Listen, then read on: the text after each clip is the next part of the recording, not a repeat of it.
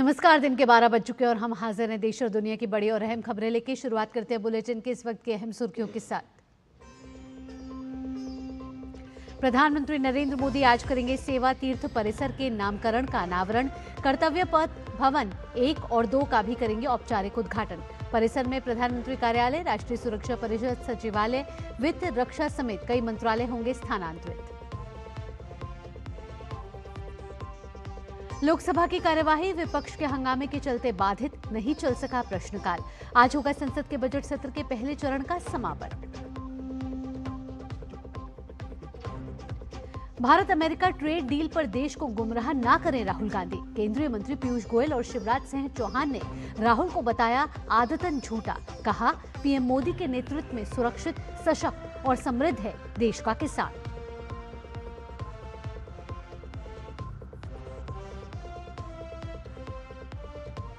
पश्चिम बंगाल विधानसभा चुनाव के लिए जिला मुख्यालयों के होंगे मतगणना केंद्र।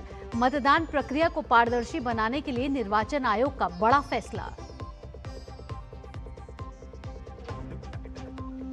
और बांग्लादेश में बांग्लादेश नेशनलिस्ट पार्टी की बम्पर जीत। प्रधानमंत्री नरेंद्र मोदी ने दी बधाई। कहा, तारिक रहमान के नेतृत्व पर लोगों को भरोसा।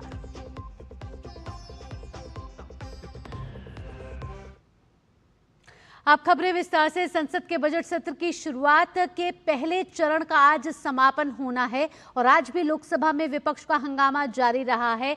विपक्ष के हंगामे के चलते लोकसभा में प्रश्नकाल नहीं चल सका। वहीं राज्यसभा की बात करी जाए तो राज्यसभा में सांसदों ने शून्यकाल के दौरान लोकहित से जुड़े मुद्दे उठाए। तो लोकसभा में विपक्ष का हंगामा जारी रहा और प्रश्नकाल बाधित हो गया। 11 बजे सदन की कार्यवाही शुरू हुई थी और संसद के बजट सत्र के पहले चरण का आज समापन होने वाला है। दोनों सदनों में आज कई अहम विधायी कार्य सूचीबद्ध हैं और कई अहम विधायी कार्यों के साथ साथ आज शुक्रवार का भी दिन है तो प्राइवेट मेंबर बिजनेस होता है। और साथ ही साथ आपको बता दें कि संसद के बजट सत्र में लगातार हम देख रहे हैं कि विपक्ष के हंगामे के बीच कई व्यवधान हुए, जिसमें आज का दिन जो कि पहले चरण का समापन का दिन है तब भी विपक्ष का हंगामा जारी रहा और 1 घंटे के लिए लोकसभा की कार्यवाही को बाधित करना पड़ा। 12 बजे फिर से संसद की कार्यवाही, लोकसभा की कार्यवाही शुरू हुई है और सीधे आपको लोकसभा की कार्यवाही की तरफ ले चलेंगे। सभापति महोदया, आपके अनुमति से मैं आज की संशोधित कार्यसूची के क्रम संख्या 5 पर मेरे नाम के समक्ष सूचीबद्ध दस्तावेजों को सदन के पटल पर रखती हूँ। आइटम नंबर 6, माननीय मंत्री श्री अर्जुन राम मेघवाल जी। Honorable Chairperson Madam, with your kind permission, I rise to lay on the table of the House papers pertaining to the Ministry of Law and Justice as mentioned against my name at serial number 6 as per today's revised list of the business. Thank you, Madam. Item number 7, माननीय मंत्री Shri Pratap Rao Yadav ji.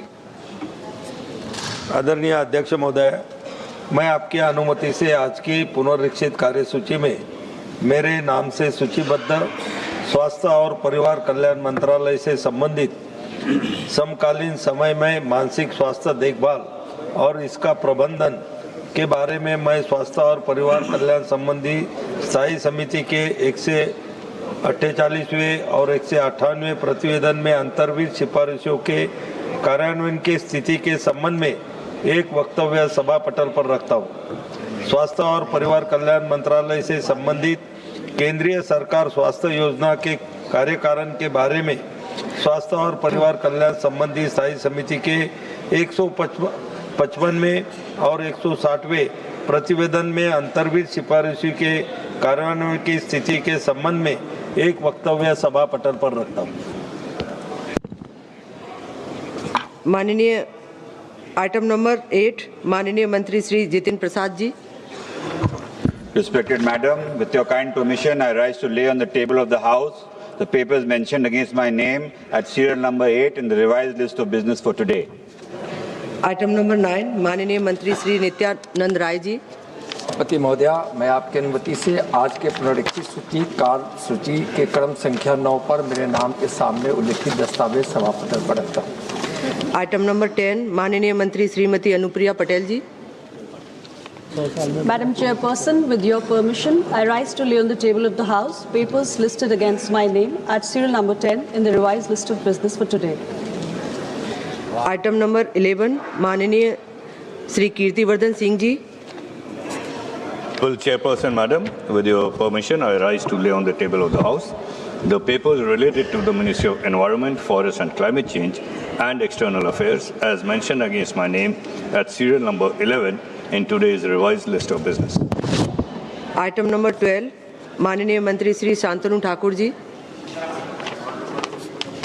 Chairperson, ma'am, with your kind permission, I rise to lay on the table of the House the paper mentioned against my name, serial number 12, at today's revised list of business. Item number 13 माननीय मंत्री doctor L Murugan ji. Respected Madam, with your kind permission, I rise to lay on the table of the House the papers mentioned against my name at serial number 13 in today's revised list of business pertaining to the Ministry of Information and Broadcasting. Thank you. Item number 14 माननीय मंत्री श्री सुकांत मजुमदार जी। Honorable Chairperson, Madam, with your kind permission, I rise to lay on the table of the House the papers mentioned against my name at serial number 14 in papers to be laid on the table of today's list of business. Item number 15 माननीय मंत्री श्री अर्जुन राम मेघवाल जी। Honorable Chairperson, Madam, with your kind permission, on behalf of my colleague Sri Pabitra Margetra, I rise to lay on the table of the House papers pertaining to the Ministry of Textiles mentioned against his name at serial number 15 as per today's revised list of the business. Thank you, ma'am. Item 15A महासचिव जी। Madam, I have to report that Rajya Sabha, at its sitting held on the 12th February 2026, agreed without any amendment to the Industrial Relations Code Amendment Bill 2026 as passed by Lok Sabha. Number 16 माननीय सदस्य श्री तापिर गांव जी।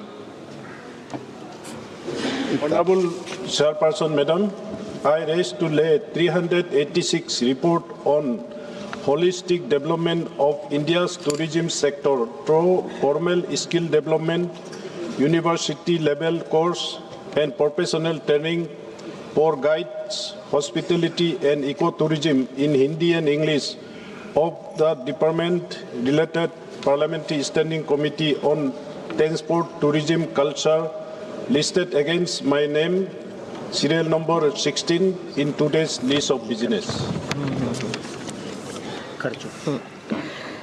माननीय मंत्री श्री प्रताप राव जाधव जी item number 17 को item number 7 के साथ लेख कर चुके हैं। माननीय सदस्यगण, जिन्हें आज नियम 377 के अधीन मामले उठाने की अनुमति दी गई है, वे व्यक्तिगत रूप से 20 मिनट के भीतर मामले को अनुमोदित पाठ सभा पटल पर प्रस्तुत कर सकते हैं। और अब आपको सीधा लिए चलेंगे राज्यसभा की कार्यवाही की तरफ, जहां वित्त मंत्री निर्मला सीतारमण अपना वक्तव्य दे रही हैं। Or a member, if the chairman is of the opinion, I am repeating, that a word or words has or have been used in debate which is or are defamatory or indecent or unparliamentary or undignified, he may in his discretion, the chairman, in his discretion, order that such word or words be expunged from the proceedings of the council. What the leader of the opposition is trying to suggest here is, on his own judgment, he thinks he's done nothing undignified. Whereas you've taken a call, as a chairman, and to re-question that and to suggest that it is to protect the Honorable Prime Minister, I think is not appropriate for the position of the leader of the opposition. I think the respect should be given to the chair. Question number 151, Dr. Vikramjit Singh Sarani. Nothing will go on record except the question hour. Dr. Vikramjit Singh Sarani. Yes. No. Nothing will go on record. Please, you take your seat. I want to continue with the question hour. और आप देख रहे थे राज्यसभा की कार्यवाही, जहां वित्त मंत्री निर्मला सीतारमण बयान दे रही थी, कह रही थी कि चेयर का सम्मान होना चाहिए, लेकिन विपक्ष चेयर का सम्मान नहीं कर रहा है।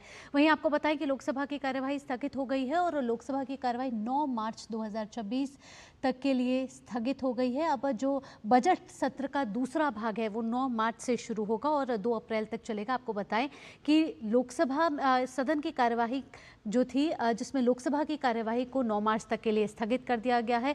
बार बार हमने देखा कि विपक्ष हंगामा कर रहा था, जिसके चलते लोकसभा की कार्यवाही कई बार बाधित की गई। आज का प्रश्नकाल भी जो था, जो कि एक महत्वपूर्ण घंटा होता है 11 से 12 बजे तक का, पहले वो 1 घंटे तक के लिए स्थगित किया गया, जिसके बाद 12 बजे फिर सदन की कार्यवाही शुरू होती है और सदन की कार्यवाही शुरू होते ही कुछ ही मिनटों में फिर सदन को 9 मार्च तक के लिए स्थगित कर दिया जाता है, क्योंकि आज संसद के बजट सत्र के पहले चरण का आखिरी दिन है। अभी राज्यसभा की कार्यवाही चल रही है, लेकिन लोकसभा की कार्यवाही को 9 मार्च तक के लिए स्थगित कर दिया गया है, क्योंकि सदन की कार्यवाही में लगातार हंगामा देखने को मिल रहा है। लोकसभा की कार्यवाही में विपक्ष ने आज सुबह से ही हंगामा शुरू कर दिया था, जिसके बाद कार्यवाही को स्थगित करना पड़ा था 1 घंटे के लिए। आज पहले फेज के खत्म होने के बाद बजट सत्र का जो दूसरा फेज़ है वो 9 मार्च से शुरू होगा और 2 अप्रैल तक चलेगा। और आज कई विभागों के मंत्रियों ने ऑफिशियल डॉक्यूमेंट्स पेश किए हैं, जबकि ट्रांसपोर्ट, टूरिज्म और कल्चर पर स्टैंडिंग कमेटी स्किल ट्रेनिंग और प्रोफेशनल कोर्स के जरिए भारत के टूरिज्म सेक्टर को डेवलप करने पर रिपोर्ट भी पेश हुई है।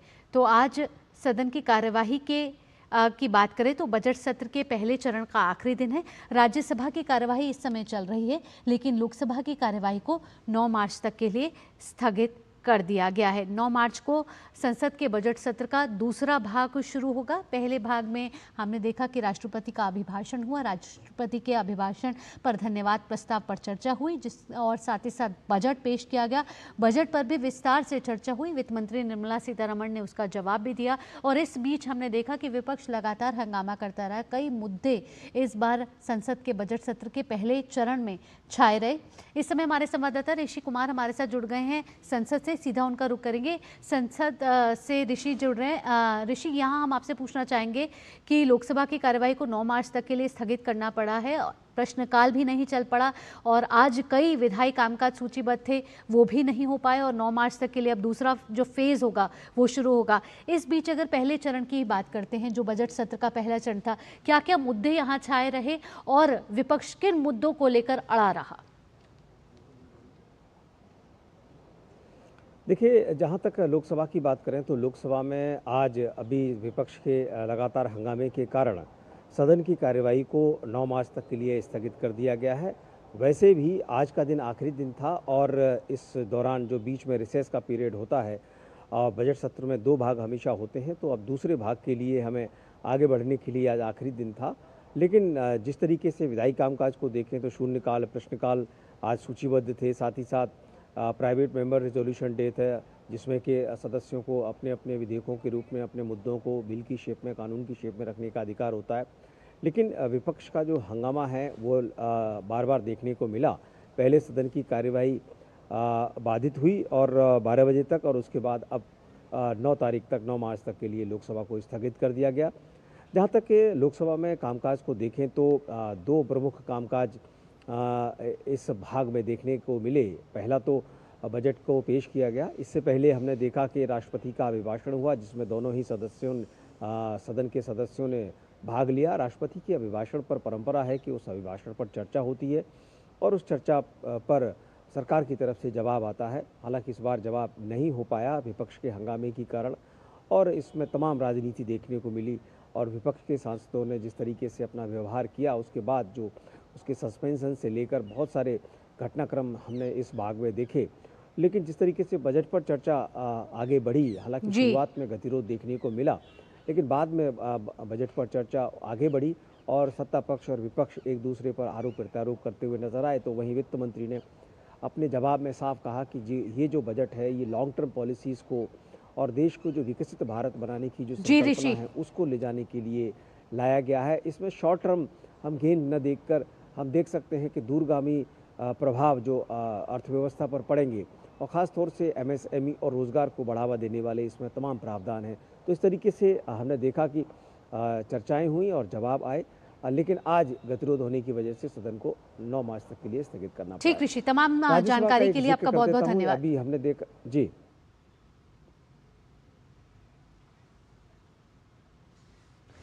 और रुक रहे हैं एक छोटे से ब्रेक के लिए, जल्द हाजिर होंगे, खबरें और भी हैं।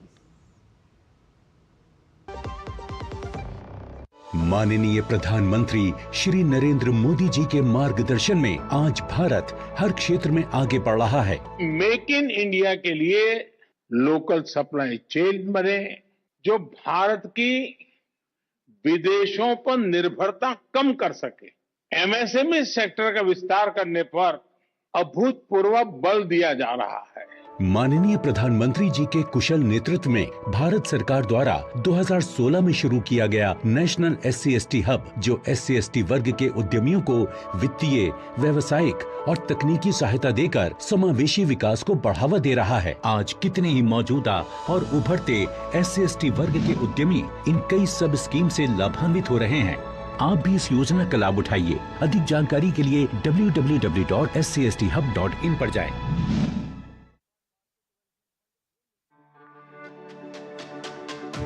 मेरी पसंद, मेरी पसंद, मेरी पसंद, मेरी पसंद, हमारी पसंद, हम सबकी पसंद। मजबूत देश का मजबूत सरिया हो गया स्टील।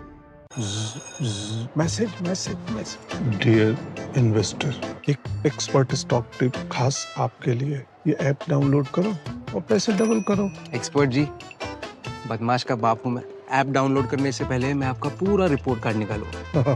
मैं मूर्ख नहीं हूँ। डिस्टेंस यूपीआई कहता है, अगर कोई ऐसी सलाह दे तो पहले एडवाइजर की पूरी जांच कर ले और कहे मैं मूर्ख नहीं।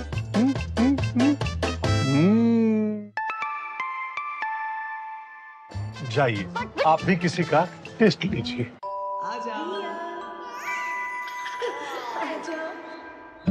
मेरी बेटी रिया तो पायलट बनेगी, है ना? मेरी गुड़िया तो फैशन डिजाइनर ही बनेगी। हाँ? अरे रिया कुछ भी बने, उसके साथ हमेशा है LIC की अमृत बाल चिल्ड्रन पॉलिसी। बड़े सपनों का रखे ख्याल।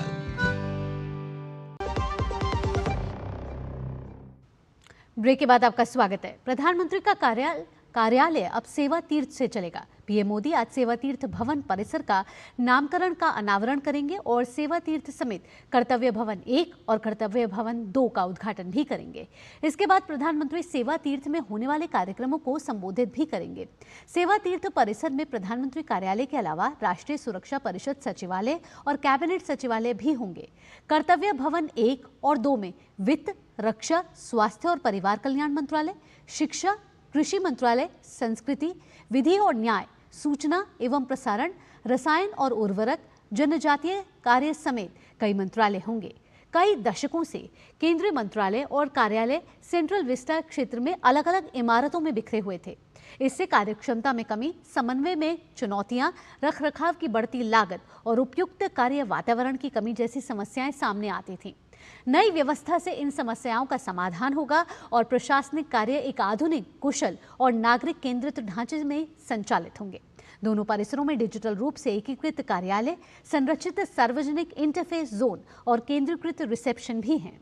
यह सहयोग, दक्षता, पारदर्शी शासन, बेहतर नागरिक सहभागिता और कर्मचारियों के कल्याण को बढ़ावा देगा।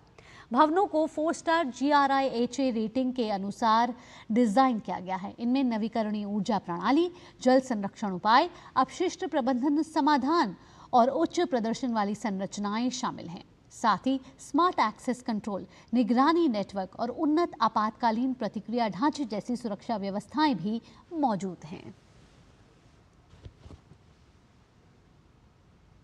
2047 तक विकसित भारत के लक्ष्य को हासिल करने में AI बड़ा मददगार होने वाला है। AI में भारत अब दुनिया का नेतृत्व करने की तैयारी कर रहा है और इसी मकसद से दिल्ली में 16 से 20 फरवरी तक भारत AI इम्पैक्ट समिट 2026 का आयोजन किया जा रहा है। समिट के तमाम पक्षों और AI की अहमियत को बताने के लिए इसी पर हम एक सीरीज चला रहे हैं। नाम है उसका AI इम्पैक्ट समिट भारत 2026।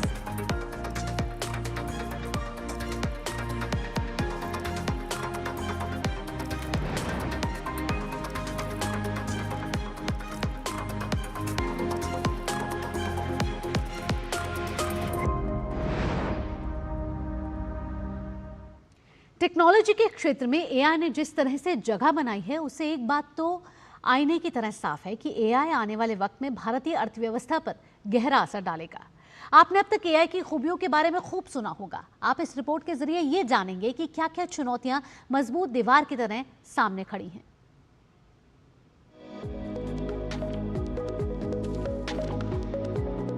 ये सच है कि भारत दुनिया में एआई तकनीक का बहुत बड़ा बाजार है और ये भी सच है कि 2047 के विकसित भारत के लिए अर्थव्यवस्था की दहलीज पर जो टेक्नोलॉजी खड़ी है वो तकनीक देश में क्रांति लाने का काम कर रही है।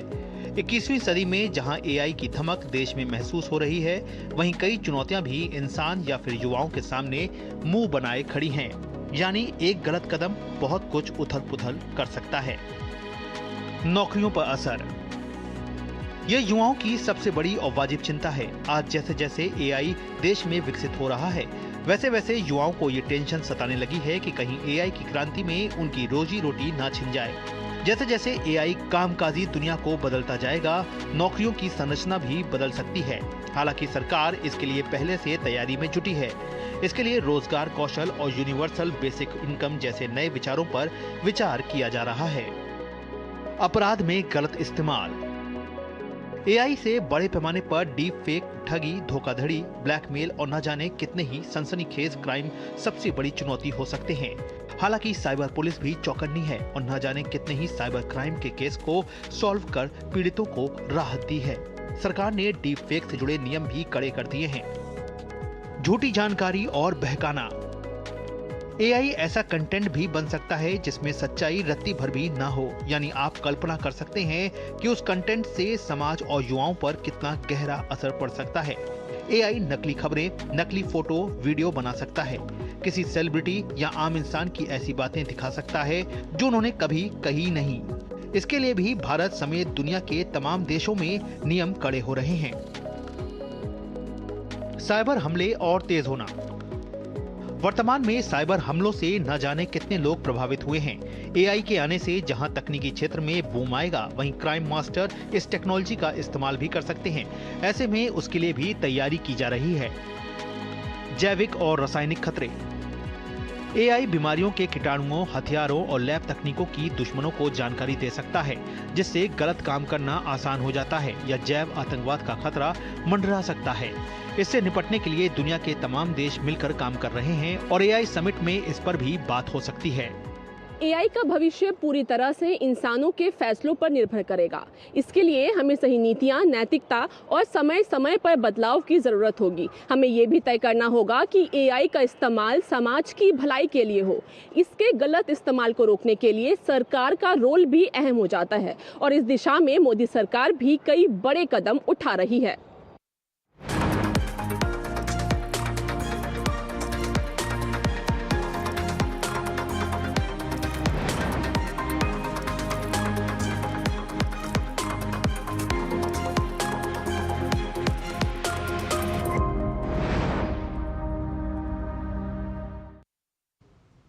बुलेटिन में आगे बढ़ेंगे। भारत अमेरिका ट्रेड डील पर संसद में विपक्ष की ओर से कई आरोप लगाए जा रहे हैं।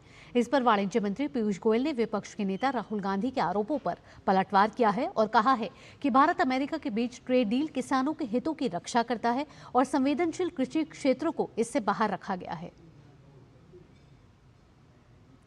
सोशल मीडिया प्लेटफॉर्म एक्स पर जारी बयान में केंद्रीय मंत्री ने राहुल गांधी के सभी आरोपों को निराधार बताया।